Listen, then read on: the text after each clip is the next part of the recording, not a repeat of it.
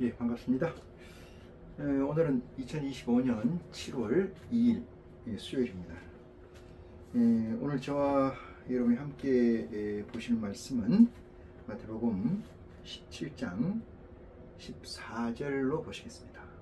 마태복음 17장 14절.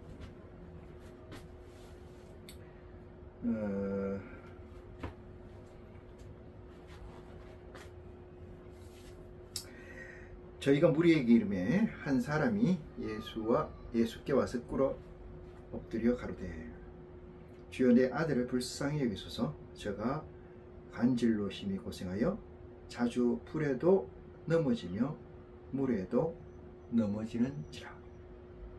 내가 주의 제자들에게 데리고 왔으나 능히 고치지 못하더이다. 예수께서 대답하여 가라사대 믿음이 없고 패역한 세대여, 내가 얼마나 너희와 함께 있으며 얼마나 너희와 너희를 참으려. 그를 이리로 데려오라 하시다. 이에 예수께서 꾸짖으시니 귀신이 나가고 아이가 그때부터 나으리라. 이때에 제자들의 종령이 예수께 나와 가로되 우리는 어찌하여 쫓아내지 못하였나이까. 가라사대 너희 믿음이 적은 연고니라. 진실로 너희에게 이르노니 너희가 만일 믿음이 한 겨자씨만큼만 있으면은 이 산을 명하여 여기서 저기로 옮기라 하여도 옮길 것이요 또 너희가 못할 것이 없으리라. 까지의 말씀을 가지고 저와 여러분이 이 시간 하나님 가운데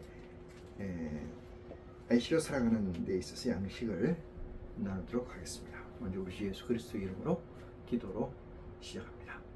사랑이 많으신 아버지 하나님, 고맙습니다. 아버지의 은혜를 생각할 때마다 무한 찬양과 영광을 아버지께 돌리는 것이 우리의 본분이고 우리의 시작과 끝임을 이 시간을 통해서 아버지께 고백합니다.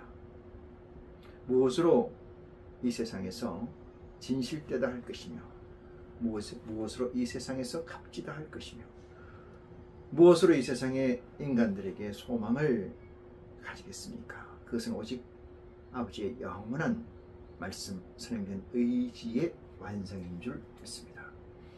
세상에서 좌표를 찍을 수 없고 하나님께서만, 하나님 나라에만 오로지 좌표를 찍을 수 있으니 이는 모두가 변하고 모두가 망하고 모두가 흘러갈지라도 아버지는 영속하여 계시는 줄 우리가 믿음에서 출발한 서약이고 맹세이고 우리의 고백인 줄 다시 아버지께 고백합니다. 사랑의 근본 되시는 내 아버지 하나님, 우리를 무엇이간데 이처럼 사랑하시사 아버지의 놀라운 세계로 저희를 인도하여 주시는지 무한 영광과 찬양을 아버지께 드립니다. 이 시간 아버지 하나님, 세상의 모든 것을 내려놓고 온전히 아버지의 것으로만 같이하게 하여 주시옵소서. 육신과 영혼이 있는지라 육신과 성령, 아버지 하나님의 보좌에 영이 있는지라 육신으로 바라보면 바울과 같은 고백이 생기고 아이시로서 바라보면 온전히 아버지 하나님의 일을 사모하오나 어느 것도 하나 버릴 수 없고 어느 것도 하나 게을리할 수 없는 것이 아버지 하나님 우리의 고백인 줄 믿습니다. 이 갈등과 이 고난 속에 아버지 하나님의 능력으로 잡아주심으로 말미암아 온전한 아버지의 보좌를 앞세우고 사는 믿음의 아이씨가 될 수 있도록 이 시간을 통해서 축복하여 주시옵소서. 다시 채찍질하여 바로서게 하여 주시옵소서.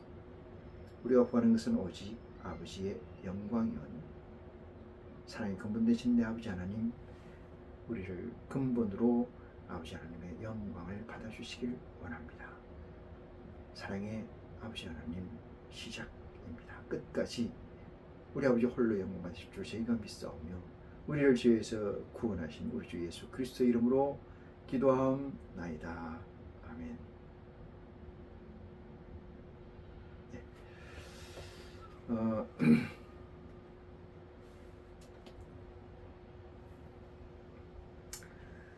하나님 말씀은 세상 것과 같지 않아서 우리가 세상 가운데 있음과 세상 가운데 것을 가지고서는 아버지 하나님 말씀을 해량하거나 진리의 성령의 도우심을 받기가 어렵다라는 것은 IC로서 가질 수 있는 기본적 미션이 아닌가 생각을 해봅니다.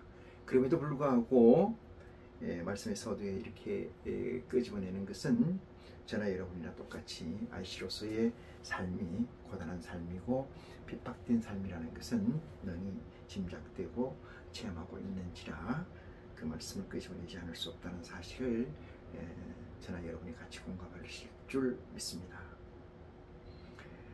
세상에 혼탁하고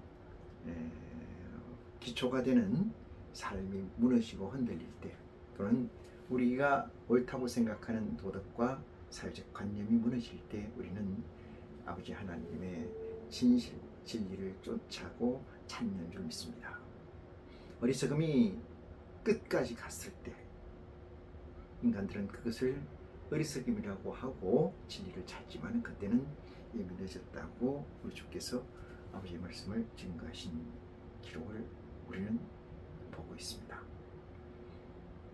어떻게 사는 것이 참 애시로서의 삶인가? 그것은 육신이 강건함이 있을 때 아버지의 영체 또한 강건함이 있다는 데에 있지 않나, 갈등이 여기에 있지 않나 생각을 합니다. 육신의 강건함은 바울이 고백한 것처럼 겉으로는 사람의 모양, 율법을 쫓고 속으로는 하나님의 말씀을 쫓는다는 이치와 같이 육신의 강건함은 세상 것을 쫓게 되는 속성이 큰지라 이것을 어떻게 배척하고 또는 따돌리고 오직 성령의 그릇으로 그 에너지를 전환시켜서 가느냐, 그것이 우리에게 가지고 있는 문제이자 최고의 우리의 방향성 또는 헤쳐나가야 될 과제가 아닌가, 이런 생각을 잠시 해봅니다. 세상에서는 세상 것을 구하는 것이 맞습니다. 저와 여러분이 세상에 있으면서 하나님 것을 구한다는 것은 어떻게 보면은 어불성설적 이야기가 될 수 있기도 하지만은 다시 한번 꺾어서 생각해 보면은 우리가 구하는 것이 참이요, 우리가 찾는 것이 진리일진데 우리가 가는 현재의 이 길이 헛되거나 거짓되다 할 수 없을 것으로 믿습니다. 누구도 나의 신앙, 누구도 나의 믿음, 누구도 나의 IC의 삶을 방해할 수가 없습니다. 오로지 그 방어하고 세우고 실족치 않는 일은 저와 여러분 IC로서의 육체적 에너지를 충만케 함으로써, 또는 그 육체적 에너지의 충만함을 하나님의 보좌의 영으로 돌림으로써 가능하다. 누구도 할 수 없는 것은 스스로만이 할 수가 없다. 고단하고 힘들고 핍박된 영혼으로서는 또는 육체로서는 하나님의 영을 제대로 받고 수행할 수가 없습니다. 늘 말씀드리는 이야기이긴 합니다만은 영혼이 강건함같이 육체에 강건함이 있을 것을 아버지께서 우리에게 일러주셨지만은 그것이 어쩌면 이율배반적인 거고, 그것을 어떻게 조화롭게 해서 내 속에 있는 영체, 하나님의 보좌의 영을 온전에 다가가게 끌어올리는 것은 우리 IC의 영원한, 어찌 보면은 그날까지의 과업이 숙제가 아닌가 생각을 합니다. 오늘 증거되고자 하는 이 말씀도 범상적인 이야기는 아닌지라 마음문을 여시고 영을 열어서 진리의 성령의 도우심이 풍성한 이 시간이 됐으면 고맙겠다라는 기도로 말씀을 시작합니다. 마태복음 17장 14절 말씀을 보시겠습니다. 저희가 무리에게 이름에, 저희가 무리에게 이름에, 무리라는 것은 군중 또는 많은 사람 이렇게도 칠 수 있습니다만 하나님의 아들들이 아닌 존재들, 이들을 우리는 무리라고 하고 그 무리들에게 이르매 한 사람이 그중 무리 중에 한 사람이 예수께 와서 꿇어 엎드려 가로되 했어요. 예수께 와서 이게 예수 그리스도라는 얘기가 숨겨져 있는 말씀이죠. 예수가 그리스도라는 사실을 알고 예수께 와서. 여러분, 사실상 세상 사람들이, 저도 또는 여러분도 세상 사람 중에 하나겠습니다만, 세상 사람들이 예수를 그리스도로 인정한다고, 예수를 그리스도로 알아본다는 것은 범상적인 일이 아닙니다. 우리가 흔히 시련 가운데서 하나님 음성을 듣고 시련 가운데서 그리스도의 안내를 받아서 하나님을 만났다고 고백하는 간증이라는 것을 우리가 많이 듣고 있습니다만, 사실상 그것은 하나님의 그 실체가 아니고 이미테이션이다, 이렇게 저는 말씀드릴 수가 있습니다. 일반인들이, 보통 사람들이 이 TVN, 이 세상을 어떻게 써머리를 했겠냐, 이 세상에서 빠지고 고민하고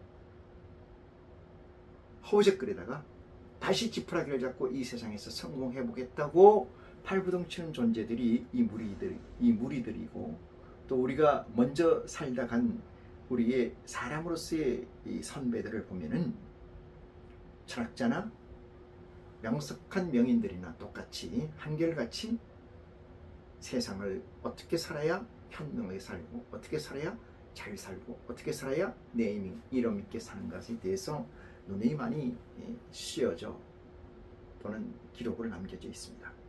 그것들을 보면은 어떻게 세상을 잘 사는가, 이 문제의 시발이 TVN 인어 안에서의 이야기라는 사실을 미뤄볼 때, 오늘 이 말씀에서 저희가 무리에게 이르게 한 무리 한 사람이 예수께 와서, 그 무리 중에 한 사람이 나온다는 것은 이것은 미리 이것은 데몬스트레이션 되어 있는 이야기가 아닌가, 이렇게 생각하는 것이 합당하다, 이렇게 말씀을 드릴 수가 있습니다. 왜냐하면 그 밑에 이야기 나오는 것들도 그이가 그 범주에 있지 않나, 다시 한번 생각을 해봅니다. 무릎을 꿇는다는 것은 서렌더, 순종하겠다는 뜻입니다. 순종. 내가 이 세상을 살아왔지만은, 이 세상의 모든 것을 가지고 왔지만은, 또는 하나님의 아들들이라고 하고 하나님의 동역자라고 하는 사람들까지도 다 만나와 왔지만은, 당신만한 사람은 없을 거라는 믿음의 시작 또는 확증에서 나는 당신께 순종할 터이니 내 말을 들어 주시옵소서라고 하는 순종, 서렌더라는 사실을 우리는 알 수가 있습니다. 아우구스티누스의 고백록이라는 것은, 고백이라는 것은 모든 걸 써머리해서 나의 지금까지 실존해 있던 모든 것을 모아서 써머리해서 결정을 하는 거예요. 하나로 정하고 난 다음에 이 하나가 됐을 때 그걸 가지고 하나님 앞에 고하는 것을 우리는 고백이라고 합니다. 고백. 우리는 무엇이든 간에 지금까지 인생을 살면서 TVN에서 어떤 상황에 처했을 때 고백을 한다는 그 고백이라는 것은 항상 이면적 가치를 가지고 있으면서 없는 것인 양, 지금 내세우는 것이 전부인 양, 고백이라는 이름을 빌어서 의례적 절차를 겪었던 적이 없지 않나 생각할 필요가 있습니다. 물론 아우구스티누스는 절대적 서머리를 했고, 그 절대적 서머리에서의 결과를, 리스트를 가지고 아버지 앞에서 나섰다는 것을 의심할 사람은 없을 줄 믿습니다. 그 또한 엄청나게 많은 세상적 방황을 했고, 방황의 결과에서 얻은 가치라고 우리가 미루어 짐작한다면 그의 고백은 대단히 어쩌면은 위대하고, 그의 고백은 그의 태초라고 우리가 규정지을 수가 있습니다. 여기에서 무릎을 꿇고라는 행위, 우리가 흔히 절을 한다는 얘기는 나를 다 내려놓는다는 거죠. 내가 당신에게 복종한다는 의미입니다. 사자나 동물 세계에서 라이벌 앞에서 두루 눕는다는 것, 배를 보인다는 것은 순종을 뜻합니다. 지금부터 나는 당신에게 순종하겠어. 나는 너에게 순종하겠어. 그러고 난 다음에 순종을 안 하면은 정말로 동물 세계에서는 생사를 가르는 싸움이 시작되죠. 인간 세계에서는 그렇지 않습니다. 물론 그렇게 생각하지 않는 사람도 있을 수 있습니다만은 실상은 그렇지 않다. 저는 그렇게 생각을 해봅니다. 왜 그러냐면은 그 고백을 받는 그 사람조차도 실상으로 맞서 있지 않기 때문이라는 것이죠. 단지 헤게모니를 진 자와 헤게모니를 지지 않은 자의 사이에 만남이 있을 뿐이다. 이것이 정설이 아닌가, 이것이 옳은 판단이 아닌가, 이런 생각을 해봅니다. 그래서 무리에게 이름에 한 사람, 특정하지 않았습니다만 사람 중에 하나, 그것은 예수 그리스도를 믿지 않는다는 사람, 그 무리 중에 한 사람이 예수 그리스도 앞에 나와서 무릎을 꿇고 복종을 의미하면서 가로되 말하되 이런 뜻이죠. 15절에 주여 내 아들을 불쌍히 여기소서. 이 무리 중에 하나가 자기 아들을 불쌍히 여기소서라고 고백을 합니다.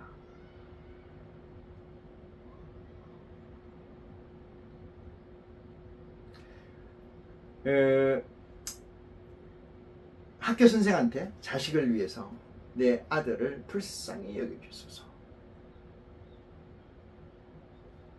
회사 사장이나 회장한테 내 아들을 불쌍히 여겨주소서.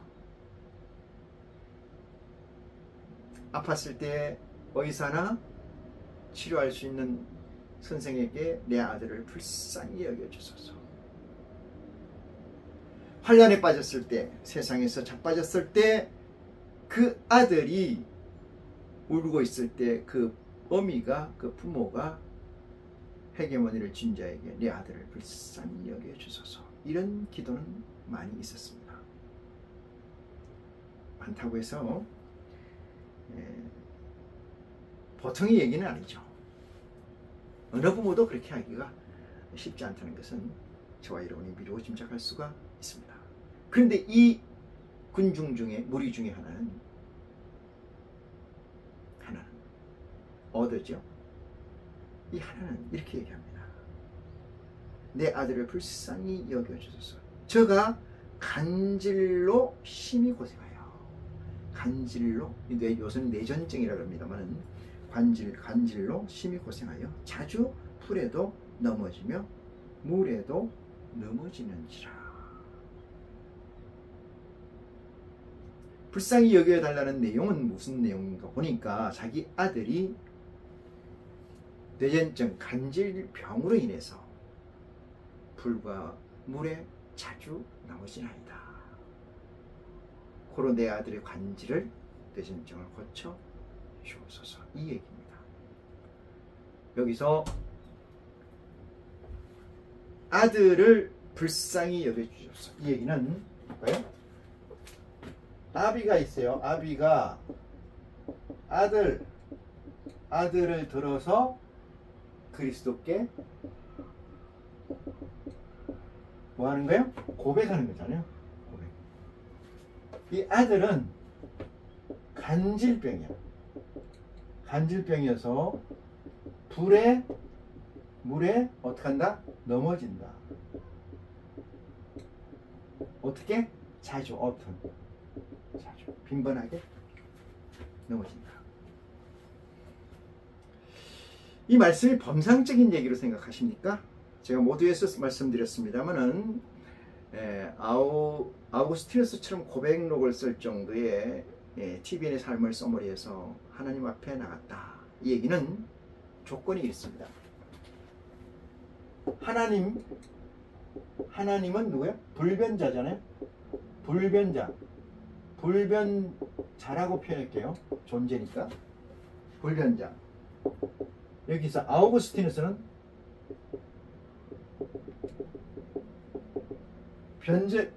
가변자잖아요. 네? 가변자이죠.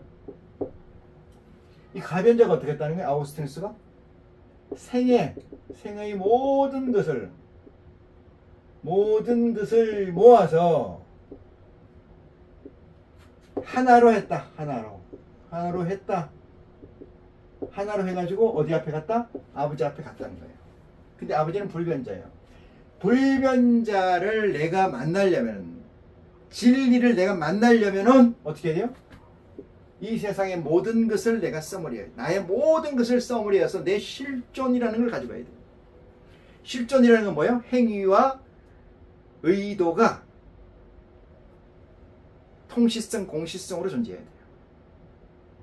통시성이라는 것은 내 태어나면서부터 지금까지, 공시성이라는 것은 현재의 모든 걸 써머리 한 것.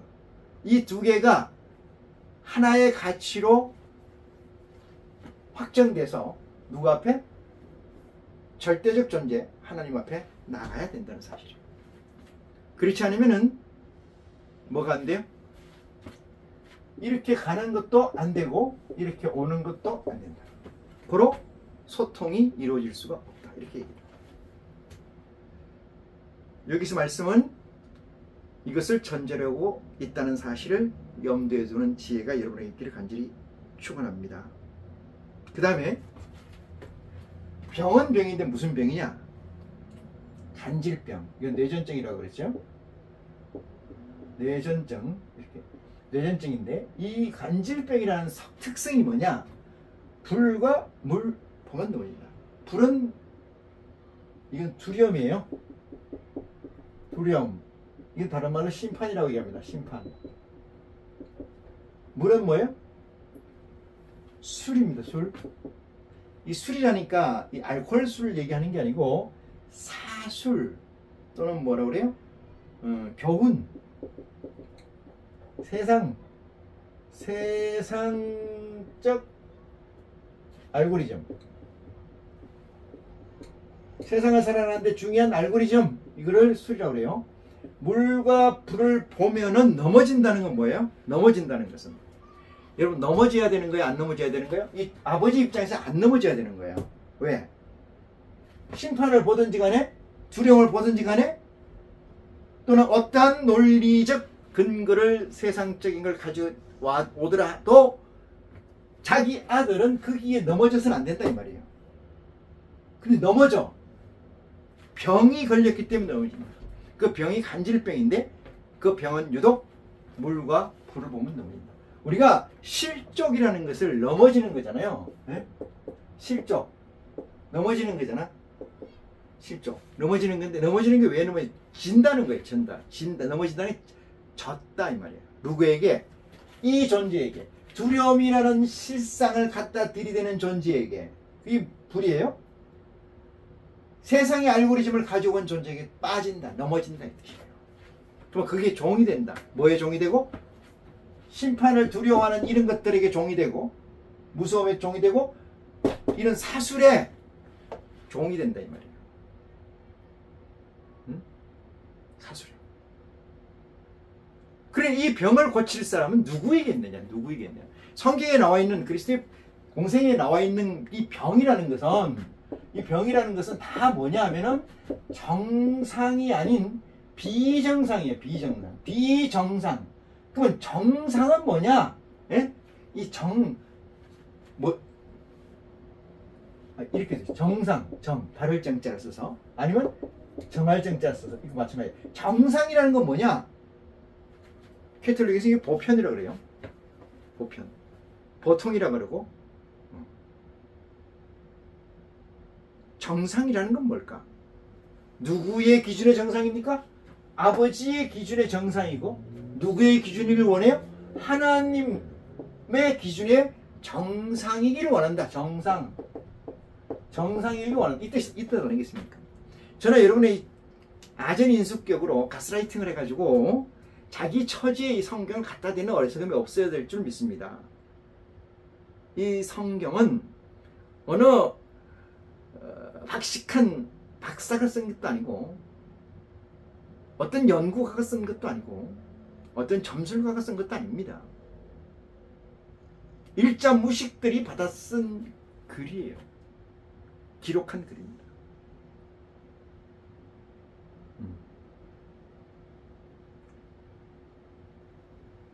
이 아버지가 원하는 것은 내 아들은 이 사술과 세상에 혹하는 논리와 세상의 두려움이라는 걸 들이대면은 그냥 자빠진다 이 말이에요. 그냥 자빠진다. 그걸 뇌전증이라고 그래요. 그러니 이것을 고쳐줄 수 있는 사람은 당신밖에 없는 줄 내가 믿습니다.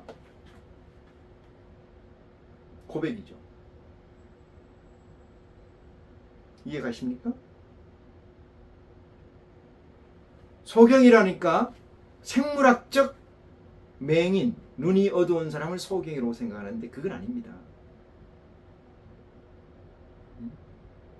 잘눈발이라니까 생물학적 신체에 온전하지 못한 상태를 얘기하는 것이 아니랍니다. 여러분, 만약에 그렇다면은 소경이라는 것이 눈을 보지 못하는 것이요? 절름발이라는 것이 정상적인 발걸음을 띄지 못하는 것이라면은 이 세상 의사나 박사들이 웃겨요. 웃어요. 여러분. 최근에 화성의 무슨 기도원장 한기총의 뭐 회장이라고 그러는 여자분이 세상에 못 고치는 병을 자기가 고치겠다고 온갖 곤모술수를 써서 세상의 재리를 사취하는 그리스도 하나님의 이름으로 일이 있어 화제가 되고 있습니다. 나무를 보면 열매를 알고 열매를 보면 나무를 안다는 것은 단도직입적으로 말하면은 세상의 재리를 구하는 것은 하나님을 사칭한 거고 그리스도를 사칭한 것이라는 얘기입니다. 그들의 열매가 무엇이겠습니까? 세상적 재리, 세상의 열매 아니겠습니까? 이 점에서 공감하지 않습니까? 저들이 구하는 것이 무엇일까요? 너희는 내게서 거저 받았으니까 너희도 거저 주라. 이 그리스도의 복음이에요. 저들이 이렇게 얘기합니다. 나도 사람인지라 먹어야 돼요. 먹어야 돼요. 맞습니다. 먹는 데만 치중해라. 쌓아놓지 마라. 처챙이지 마라. 자는 데만 치중하라. 더 큰 집에 자지 마라. 더 안락한 집에 자려고 하지 마라. 이것이 저들에게 현실이 되어야 되는 거 아니겠습니까? 만약에 저들이 예수 그리스도를 인정하는 존재이고 하나님을 천지 창조주라고 믿는다면 말입니다. 아니라면 관계없습니다. 세상의 재리를 구하고 세상의 열매를 구하는 자들에게 무슨 논리가 있고 무슨 법이 있겠습니까? 저는 없다고 생각합니다. 정치를 잡는데 헤게모니를 잡으면 끝나는 거지 법이 그들에게 왜 있습니까? 재판이 왜 그들에게 있습니까? 아무것도 없어요. 잡으면 되는 거예요. 잡으면. 그래서 이 세상은 사악하다고 그리스도는 증거하는 겁니다. 그래서 너희는 이 세상에서 핍박받는다고 얘기하는 거예요. 핍박을 직접 신체적으로 가는 게 아니고 정신적으로 얼마나 피폐해지는지 아십니까? 어떻게 이 험악한 세상이 있을까? 진짜라고 믿은 게 다 가짜고 진실이라고 믿은 게 다 진실되지 않는 것이라는 것을 확정하는 순간 비통과 비애, 인간으로서의 모멸감, 지금까지의 논리의 부정, 그것은 곧 나의 부정이 되고 나는 어디에 서 있는가, 나는 무엇인가라는 문제를 던지지 않을 수가 없습니다. 성경에 나와 있는 모든 말씀은 또한 병을 고치는 모든 일들은 조금 전에 말씀드린 것처럼 의사가 하는 그런 병을 고치는 일을 그리스도는 고치지 아니하신다는 사실을 깨우침 받는 축복이 여러분에게 있기를 간절히 축원합니다. 간질병이라는 것은 세상에 겁박과 협박, 심판이라는 얘기를 가지고, 재판이라는 얘기를 가지고, 사형이라는 얘기를 가지고, 죽음이라는 얘기를 가지고 협박할 때 넘어지지 마라. 두 번째, 세상에 헤게모니를 쥐고 와서 나를 따르라. 그러면 내가 너희를 복되게 할 것이다. 라는 이 두 가지 사실이 간질병의 핵심입니다. 한 아버지는 자기 아들이 이러는 것을 보고 미치도록 자기 아들을 낳고자 하는 사람이 있는데 그게 누굴까요? 그게 이 무리 중 하나, 이 누굴까요? 이게 저와 여러분의 아버지 되시는 하나님이시라는 사실을 깨우침 받기를 원합니다. 참으로 놀라운 말씀 아닙니까? 저가 세상에 아름답고 귀하고 축복된 것이라고 생각하는 데서 빡빡하고 넘어지더라. 네가 내 말을 들으면 말이지, 네 자식 때까지 먹을 것을 걱정하지 않게 해주마. 네가 내 말을 들으면 저걸 다 주마. 네가 내게 복종한다면은 너는 무엇이든지 하든 간에 내가 뒤후견인이 되니까 너는 넘어지지 않고 너는 승승장구하리라는 이 메시지는 어디서 많이 들어본 것 같지 않습니까?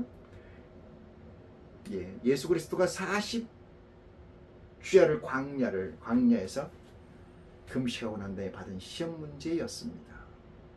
시험 문제. 돌덩이로 떡되게 해봐라. 높은 산 꼭대기에서 뛰어내려봐라. 죽지 않을 것이다.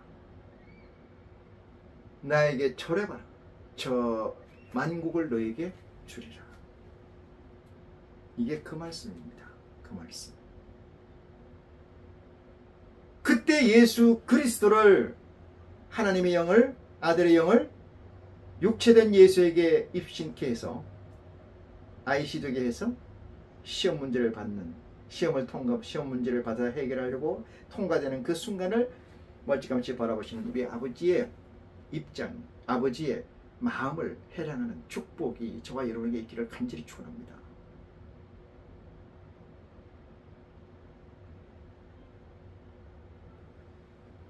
예수님은 이렇게 얘기하십니다.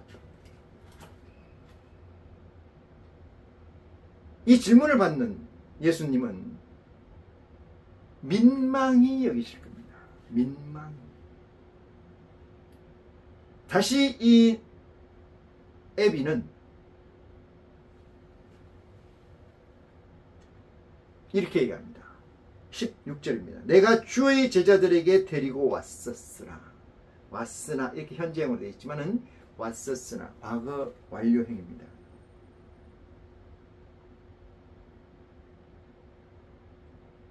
과거 현재 완료. 왔었으나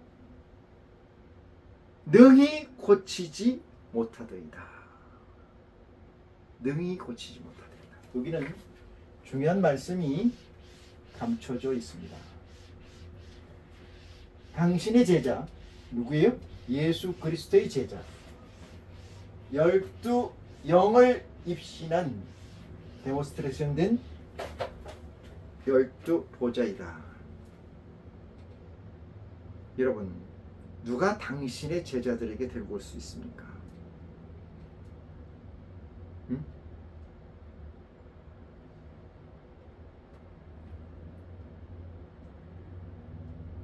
고쳐달라고 당신의 제자들에게 얘기를 했었으나 그들이 능이라는 건 뭐예요?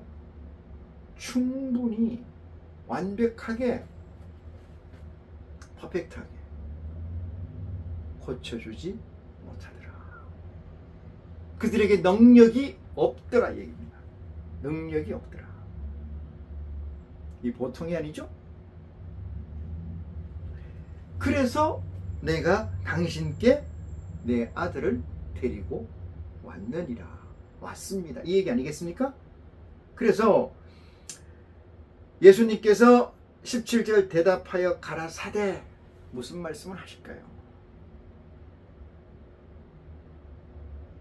만약에 제가 이렇게 말씀을 증거하면은 그 다음 구절이 이렇게 시작되잖아요. 믿음이 없고 패역한 세대야. 내가 얼마나 너희와 함께 있으며 얼마나 너희를 참으려 그를 이리로 데려와라.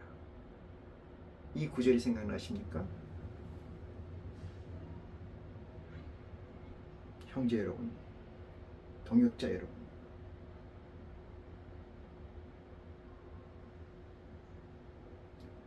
실존이라는 것은 세상적 학문 이론가들이 실존하고 제가 얘기하는 거하고 조금 차이가 있습니다만, 실존이라는 것은 맞닥뜨리고 있는 그 포인트, 점, 그거 외에는 없어야 됩니다. 그거 외에는 없어야 돼요. 보면은 A가 있고 B가 있습니다. 두 존재가 이렇게 만났다. 이렇게 만났다. 그럼 여기가 접점이죠? 여기가 접점이잖아요. 접점. 이 접점이 되는, 이 접점 외에는 이 많은 것이 없어져야 되고 이 많은 것이 없어져야 됩니다. 여기서 없어진다는 것은 두 가지 의미가 있습니다. 첫 번째, 이 많은 것이 곧 이 많은 것이 요거를 A-라고 하면은 A-가 다른 거 외에는 만나지 말아야 된다. 다른 거는 생각이 없어야 된다는 것은 A-, B- 외에는 없어야 된다는 것은 이것들은 다 허수라는 데 의미가 있고, 허수. 두 번째는 허수가 아니면은, 오와 아니면은, 또는 이 접점과 이것이 다 하나라는 데 의미가 있습니다. 하나. 하나라고 하는 데 의미가 있습니다. 그렇다면은 뭐가 돼요? 그렇다면은 실존이 돼요. 그렇다면 실존이 됩니다. 제가 설명을 했어요. 이 접점이라는 부분, A-와 A가 전체가 하나이든지 간에, 또는 접점 외에 A는 A-를 뺀 A의 전체는 다 허수라고 할 경우에, 나타나는 게 아니잖아요. 이면에 이면적이 있는 거잖아요. 그럴 경우에 접점만 유효하다. 이것을 실존이라 한다. 실존. 네. 그래서 허수라는 것은 이 접점 A-를 제외한 A에서 빼기 A-를 제외한 이것이 다 허수다. 허수. 또는 A는 A 더하기 A-는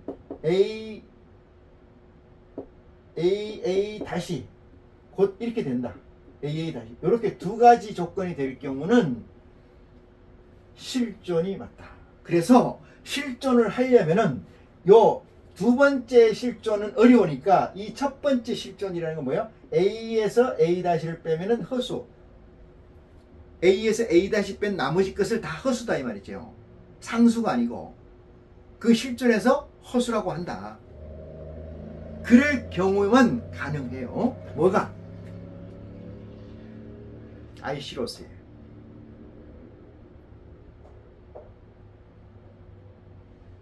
동역자 여러분, 여러분이 실제로 체험하는 축복이 있기를 원합니다. 마리아가 마르다하고 예수님 턱 밑에서 예수님의 말씀만 떨어지는 걸 기다리고 있다. 그래서 언니가 뭐라고 그랬죠? 주님의 밥상을 준비하지 않고 턱 밑에 앉아가지고 예수님만 바라보고 있다. 이게 실존이에요. 예수님은 이렇게 얘기합니다. 참 좋은 것을 선택하였느니라. 좋은 것을 선택하였느니라.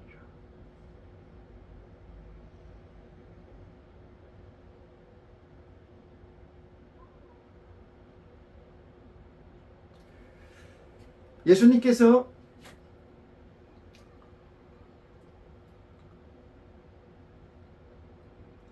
대답하시기 전에 16절에서 주의 제자들에게 데리고 왔었으나 능히 고치지 못하되이다 이렇게 얘기하죠. 17절에 예수께서 가라사대 믿음이 없고, 믿음이 없다. 믿음이 없다. 여러분, 이 믿음이 없다는 말이 얼마나 보편적인 말인지 모릅니다. 예수를 그리스도라고 시인하는 사람들에게 저 말은 대단히 보편적인 말이에요. 실제라도 보편적인 말이고 비실제라도 보편적인 말입니다.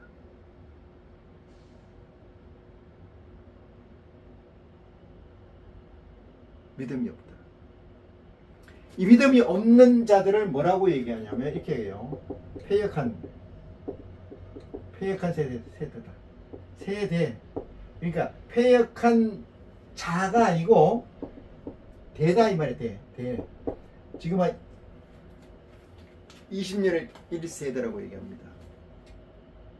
옛날에 한 얼마를 1세대라고 했는지 모르겠습니다만 그리스도께서는 이렇게 얘기해요. 세대라는 것은 율법시대 또는 은혜시대 또는 구원시대 뭐 이렇게 얘기를 할 수가 있는데 그 세대를 얘기하는 거 아닐까 이런 생각을 해봅니다. 믿음이 없고 패역한 세대요. 자 볼까요? 17절 봅니다. 예수께서 대답하여 가라사대 믿음이 없고 패역한 세대요. 내가 얼마나 너희와 함께 있으며 그랬습니다. 이것을 얘기하면서 얼마나 너희와 함께 더 있어야 되냐, 있어야 하냐 이 문제죠. 하냐 첫 번째. 얼마나 너희와 함께 더 있어야 돼. 여기서 너희는 누굴까요? 예, IC된 데몬스트레이션으로 IC된 12프론트의 보좌입니다. 너희 복수로 나와 있죠. 얼마나 너희와 함께 있으며 얼마나 너희를 참으려 인내하리.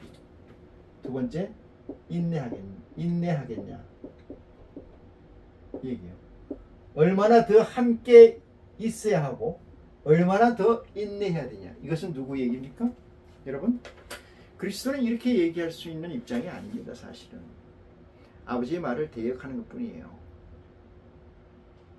이것은 오늘날 저와 여러분에게 아버지께서 주시는 메시지가 아닌가 하는 안타까움이 듭니다. 얼마나 더 참아야 되고 얼마나 더 함께 있어야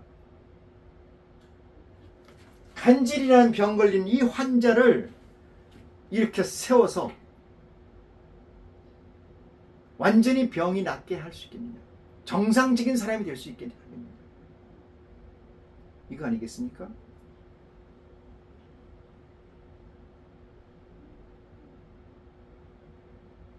한 세대는 가고 또 한 세대는 옵니다. 시간은 흐르는 물과 같아서 여지없이 속절없이 지나갑니다. 지나가는 대상은 저와 여러분이 되는 거죠. 이 세상은 그대로 있습니다. 이 세상에 점으로 존재하는 저와 여러분이 IC로서 충분한 역할을 해내느냐 못하느냐 그 문제가 관건이라고 생각합니다.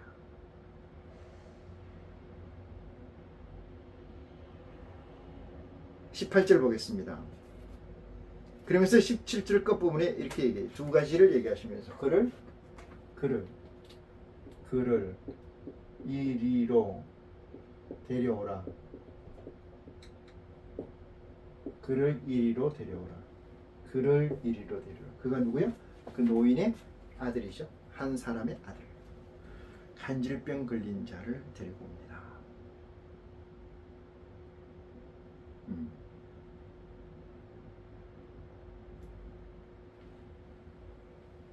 19절입니다. 이때 제자들이 18절 이에 예수께서 꾸짖으시니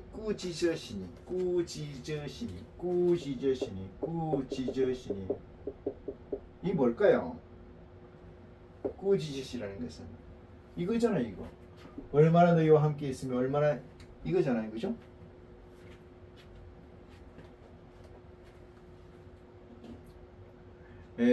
선과 악이 동전의 앞면과 뒷면 같다는 얘기는 IC에게만 존재합니다.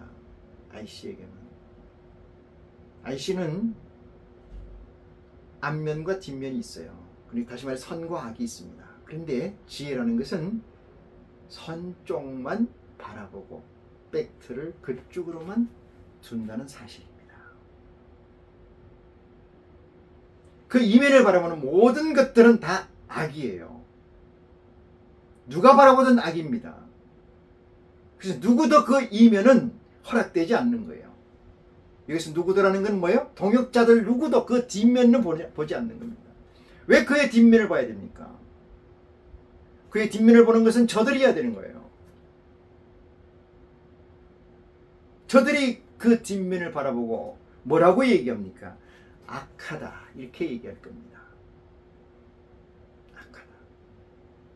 악하다고 크로징하는 그들에게 세상의 열매가 붙는 줄 믿습니다.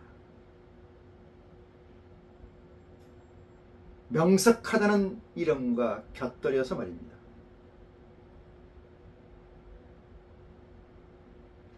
꾸짖는다는 것은 12제자를 꾸짖는 것도 꾸짖는 것이지만은 IC된 존재들을 꾸짖는다는 사실을 놓치지 않는 지혜가 있기를 원합니다.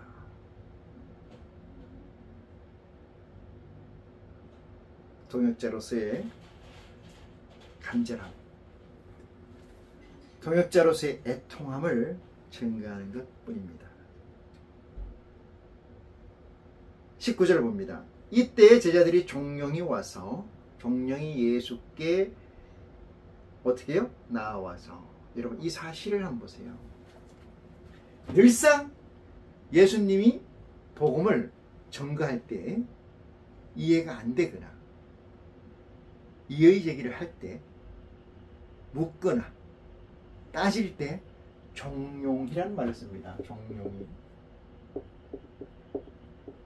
이거는 다소곳이 일선의 다소곳이 또는 조용히 이 뜻이 종용이죠. 다소곳이나 옷깃을 여매고 조심스레이 또는 소리내지 않고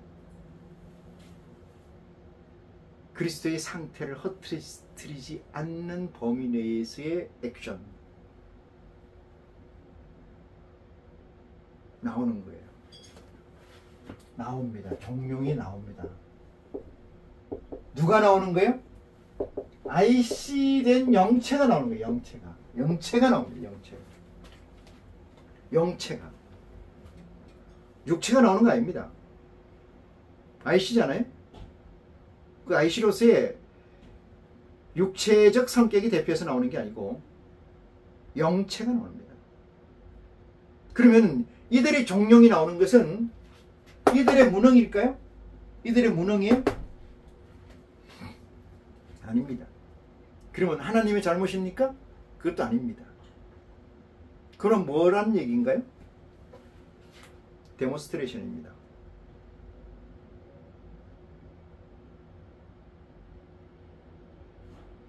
예수께 얘기합니다. 뭐라고? 종령이 나와서 누가? 12제자의 IC의 영체가 묻습니다.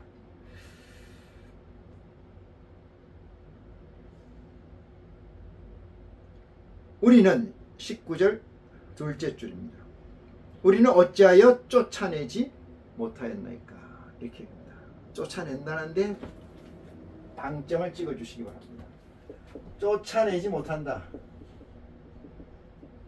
쫓아낸다는 건 장소예요. 장소. IC된 장소에서 밖으로 축출해내지 못하냐. 왜 빼내지 못하냐. 물리치지 못하냐. 이 얘기 아니겠습니까? 뭐를?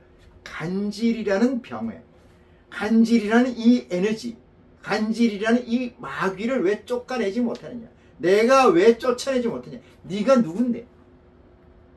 하나님의 아들의 영인데 왜 쫓아내지 못하는? 그렇지 않아요? 그리스도가 있고 12 프론트가 있으니까 아들인데 왜 쫓아내지 못합니까? 이렇게 묻습니다.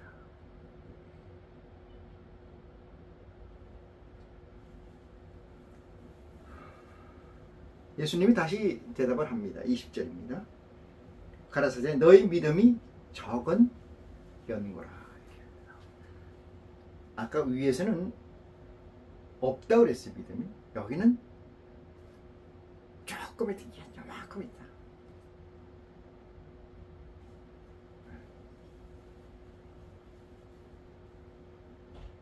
겸양이죠. 믿음은 양으로 존재하지 않습니다. 양으로. 그런데 이 세상에서 IC된 존재는 믿음이 양으로 존재하지 않는다는 얘기는 어떤 의미입니까? 이 세상의 존재는 TVN에 존재하는 모든 건 양으로 존재합니다. 물론 질도 거기에 포함이 되긴 합니다만 대다수가 99%가 양으로 존재합니다. 하나님의 세계는 양으로 존재하지 않습니다. 질로 존재합니다. 질은 무게를 가지지 않습니다. 양은 무게를 가집니다. 질은 공간을 가지지 않습니다. 양은 공간을 차지합니다. 그런데 그리스도께서는 왜 믿음이 적은 연고라고 얘기하셨을까요? 그건 대단히 불미스러운 얘기입니다만 믿음이 없는 연고라 이렇게 얘기해요. 그러면 IC가 됐는데 왜 믿음이 없다고 얘기하느냐? IC가 됐는데 거기서 순수성과 균질성을 얘기합니다. 순수, 균질성. 순수성은 100%의 아버지의 본질이죠. 균질성은 아버지의 본질에서 뭐야? 빚어진 거예요. 빚어진 거. 이거 다시 말해 구획된 거. 구획된 거. 누구로? 프론트로. 누구로? 12영으로. 12영으로.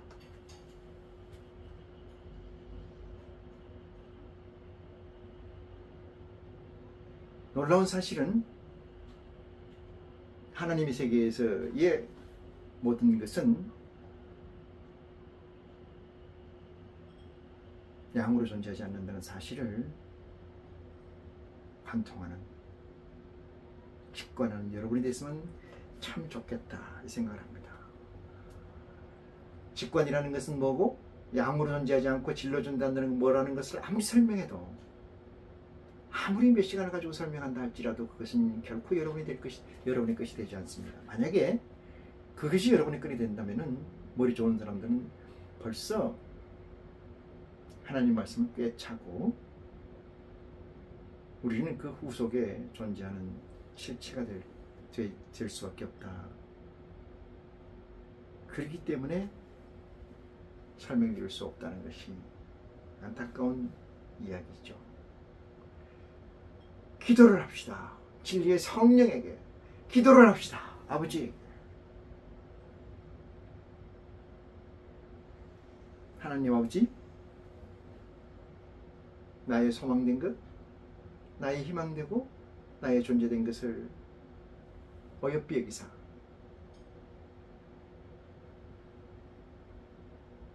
나의 순수성에 바탕둔 이 균질화된 균질성을 크게 하게 해 주시옵소서. 크다는 것은 양이 아니고 질을 얘기합니다. 균질화된 질을 얘기합니다. 요게 좀 난해하긴 하고 어렵긴 합니다만은